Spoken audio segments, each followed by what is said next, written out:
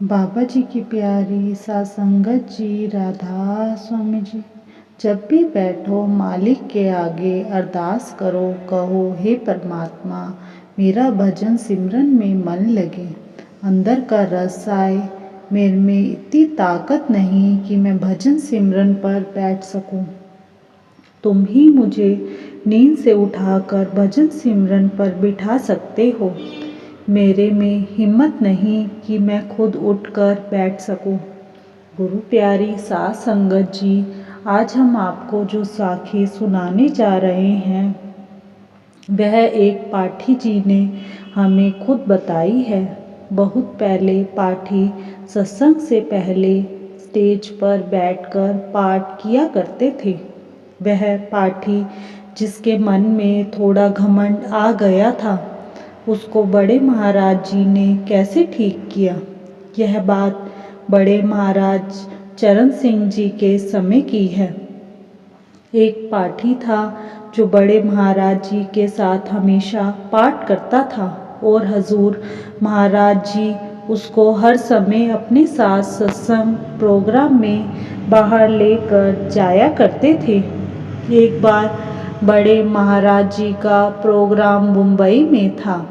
उस पार्टी ने खुद हमें यह बात बताई कि हजूर महाराज जी मुझे अपने साथ हर बार लेकर जाया करते थे।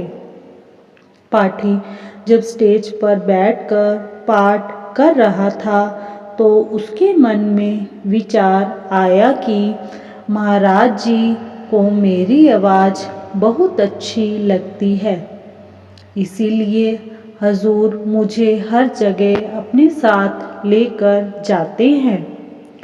उसके मन में था कि शायद बाबा जी मुझे बहुत प्यार करते हैं, जो हर समय मुझे अपने साथ लेकर आते हैं। उसने जैसे ही मन में यह बात सोची तो इतने में हजूर महाराज जी स्टेज पर आ गए। क्योंकि पहले ऐसा होता था, पाठी पहले से ही स्टेज पर पाठ किया करते थे। हजूर जब गद्दी पर विराजमान हुए तो सत्संग का समय हो गया। उन्होंने पाठी को शब्द पढ़ने के लिए कहा। उस समय उस पाठी की आवाज़ बंद हो गई और गला भी बंद हो गया। उसने बताया कि उसने अपने कुर्ते की जेब में से मिश्री निकाल कर खाई, कुछ फर्क नहीं हुआ। फिर इलायची भी खाई, लेकिन आवाज़ वापस नहीं आ रही थी। उसने पानी भी पिया पर आवाज़ नहीं निकल रही थी। फिर उसकी समझ में आया कि मैंने जो अपने मन में बात सोची थी यह सब उसी के कारण हुआ है। उसने फिर मन में हजूर महाराज जी से माफ़ी मांगी तो हजूर ने उसकी तरफ दृष्टि डाली। तब कहीं जाकर मेरी आवाज़ वापस आई और वह पाठी पाठ कर पाया और सत्संग खत्म होने के बाद उसने हजूर महाराज जी से दोबारा माफ़ी मांगी। इसीलिए कहा जाता है कि हमारे मन में क्या चल रहा है हमारे सतगुरु सब जानते हैं।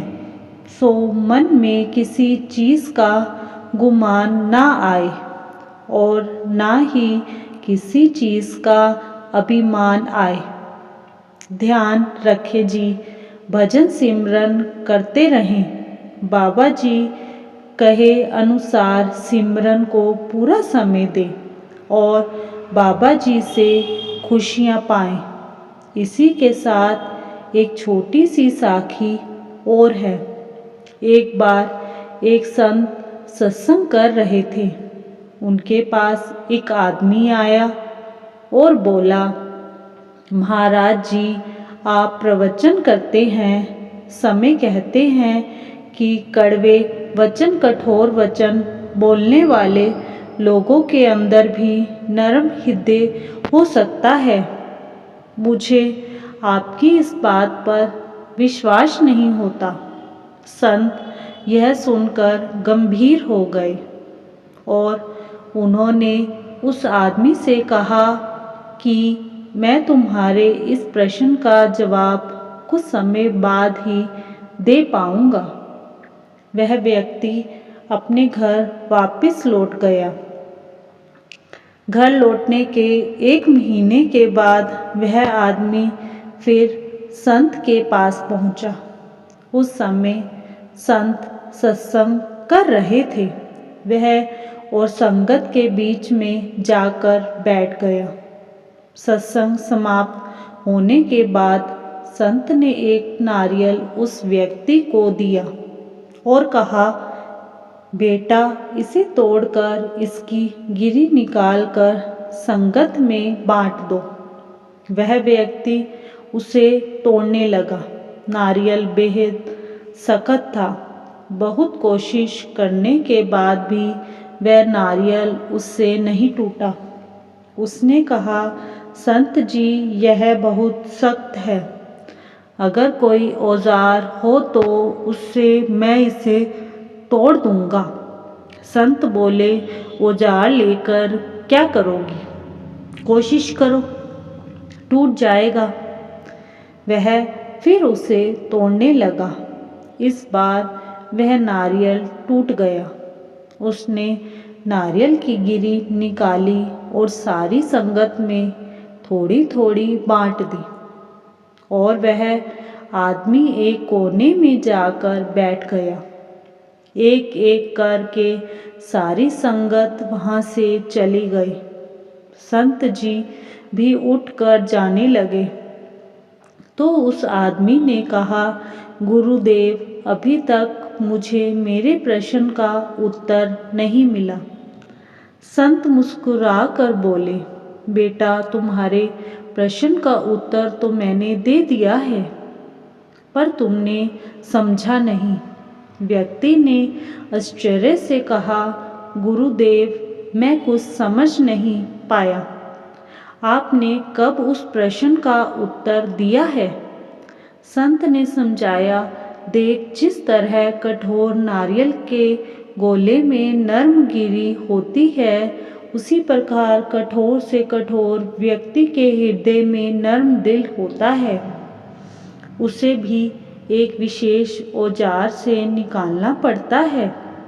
वह औजार है प्रेमपूर्ण व्यवहार। यदि किसी के कठोर आचरण या प्रश्न का जवाब प्यार से दिया जाए तो उसके भीतर का नरम हृदय बाहर आ जाता है। वह इंसान खुद भी अच्छा व्यवहार करने लगता है। अच्छा व्यवहार कठोर हृदय को भी कोमल बना सकता है। इसीलिए हमें सबके साथ प्यार से बोलना चाहिए, क्योंकि सबके अंदर हमारे सतगुरु, हमारे मालिक बैठे हैं। इसी के साथ इजाज़त चाहते हैं। कल मिलते हैं एक नई साखी के साथ। तब तक के लिए राधा स्वामी जी।